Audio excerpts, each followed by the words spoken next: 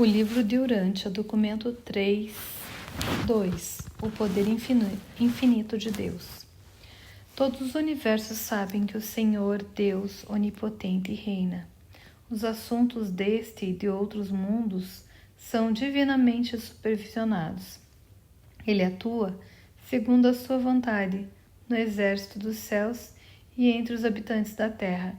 É eternamente verdadeiro, que não há poder que não provenha de Deus. Dentro dos limites daquilo que é consistente com a natureza divina, é literalmente verdadeiro que, com Deus, todas as coisas são possíveis. Os processos lentos e prolongados da evolução dos povos, dos planetas e dos universos estão sob o perfeito controle dos criadores e administradores do universo e desenvolvem-se de acordo com o propósito eterno do Pai Universal, sucedendo-se em harmonia, ordem e conformidade com o plano plenamente sábio de Deus. Apenas um único legislador. Ele sustenta os mundos no espaço e faz girar os universos no círculo infinito do circuito eterno. De todos os atributos divinos, a sua onipotência é a mais bem compreendida, especialmente do modo como ela prevalece no universo material. Se encarado como um fenômeno não espiritual, Deus é energia. Essa declaração de um fato físico é baseado na verdade incompreensível de que a primeira fonte de centro é a causa primeira dos fenômenos universais físicos em todo o espaço. Da atividade divina deriva toda a energia física, bem como outras manifestações materiais. A luz, ou seja, a luz sem calor, é outra, dentre as manifestações não espirituais das deidades. E ainda há uma outra forma de energia não espiritual, que é virtualmente desconhecida em Urântia, pois não foi ainda reconhecida. Deus controla todo o poder. Ele faz um caminho para o relâmpago. Ele ordenou os circuitos de toda a energia.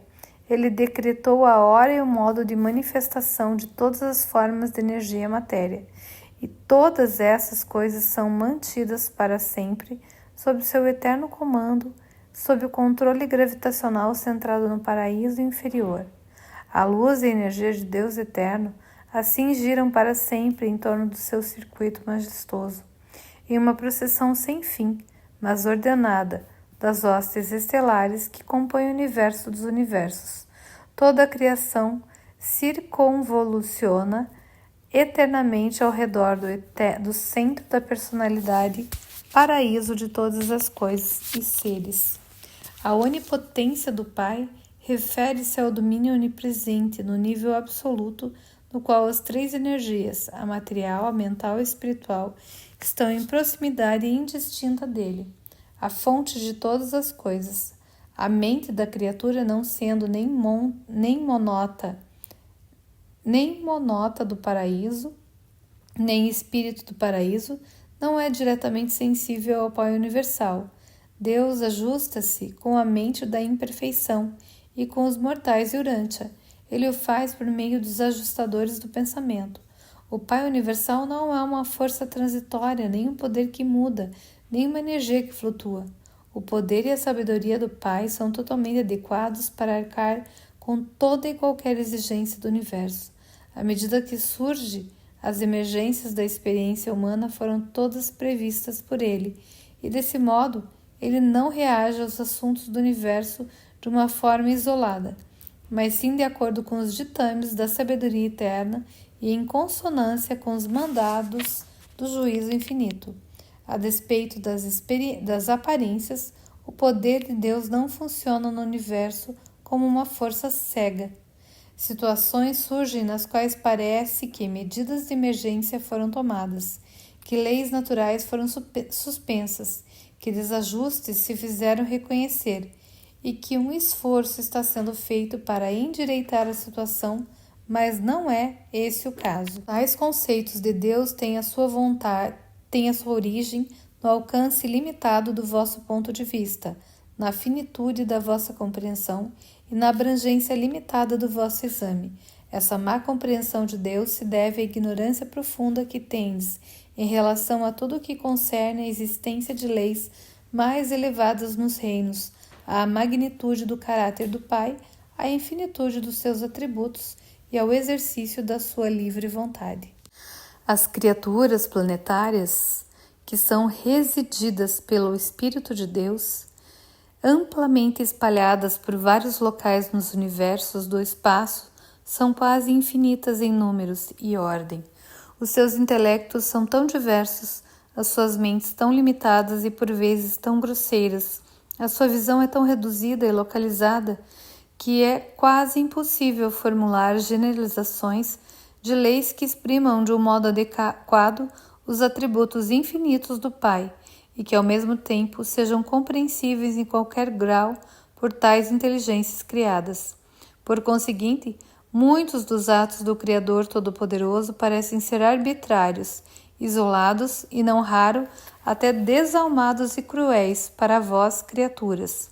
Todavia, novamente, eu vos asseguro que isso não é uma verdade. Todos os feitos de Deus são plenos de propósito, inteligentes, sábios, bondosos e eternamente atentos ao bem maior. Nem sempre apenas de um ser individual, uma raça específica, um planeta determinado ou mesmo de um determinado universo, mas sim atentos ao bem-estar e ao maior proveito de todos os seres envolvidos, desde os mais baixos aos mais elevados. Nas idades do tempo, algumas vezes o bem-estar de uma parte pode parecer diferente do bem-estar de um todo. No círculo da eternidade, essas diferenças aparentes inexistem. Somos todos parte da família de Deus e devemos, portanto, algumas vezes compartilhar da disciplina da família. Muitos dos atos de Deus, que tanto nos perturbam e confundem, são resultados das decisões e ditames finais da consciência, que autorizam o agente conjunto a executar, segundo a escolha da vontade infalível da mente infinita, de modo a fortalecer as decisões da personalidade da perfeição, cujo exame, visão e solicitude abrangem o bem-estar mais elevado e eterno de toda a sua vasta e ampla criação. Assim é que o vosso ponto de vista isolado, parcial, finito, grosseiro e altamente materialista, junto às limitações inerentes à natureza do vosso ser, constituem um impedimento tal que vos tornam incapazes de ver, compreender ou conhecer a sua sabedoria e a bondade de muitos dos atos divinos, os quais vos parecem carregados de uma crueldade esmagadora, de uma indiferença extrema, tanto ao conforto e ao bem-estar quanto à felicidade planetária e à prosperidade pessoal das criaturas companheiras vossas. É em consequência das limitações da visão humana, do vosso entendimento restrito e da vossa compreensão finita que vos equivocais sobre os motivos e deturpais os propósitos de Deus. Contudo, muitas coisas ocorrem nos mundos evolucionários que não são feitos pessoais do Pai Universal. A onipotência divina está perfeitamente coordenada aos outros atributos da personalidade de Deus. Em geral, o poder de Deus nas suas manifestações espirituais no universo é limitado apenas por 3 condições ou situações. 1. Pela natureza de Deus, especialmente pelo seu amor infinito, pela verdade, a beleza e a bondade. 2. Pela vontade de Deus, pelo seu ministério de misericórdia e pelo relacionamento de paternidade com as personalidades do universo.